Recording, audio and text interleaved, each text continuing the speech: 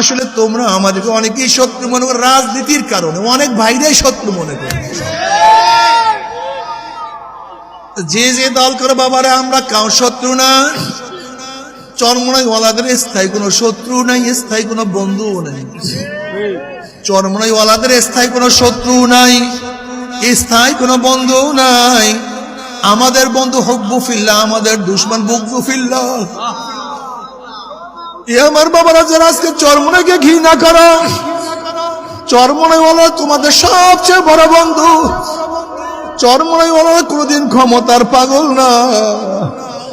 আজকে তুমি ভালো হয়ে যাও, আমাদের সে বড় বন্ধু আর তোমার কেউ নাই।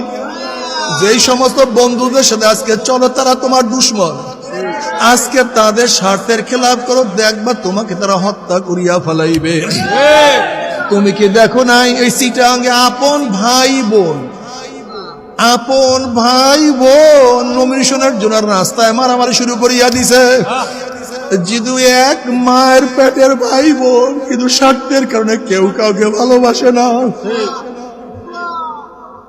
যে আল্লাহওয়ালা যার যে মুরিদ হোক না কেন, যেই কথা আমি প্রথম বলছিলাম, আমাদের শায়েখ হোসেন স্পষ্ট বলছেন, তোমার তরিকার ভাই না, তোমার দলের লোক না, তোমার গোত্রের লোক না, কিন্তু ব্যক্তি নবী আলাইহিস সালাতু ওয়াস সালাম 23 বছরের জিন্দেগীর পরিপূর্ণ আমল শুরু করছে। দেখো ওই ব্যক্তির মোহাব্বত তোমার কাছে লাগে কি লাগে না। যদি দেখো হ্যাঁ ওই ব্যক্তি আমার পীর ভাই না হওয়া সত্ত্বেও, দলের লোক না হওয়া সত্ত্বেও, দ্বীনের উপরে থাকার কারণে তার মোহাব্বত লাগে, তাহলে তুমি মনে করবে তুমি দ্বীনের জন্য কাজ করো, ইসলামের জন্য কাজ করো।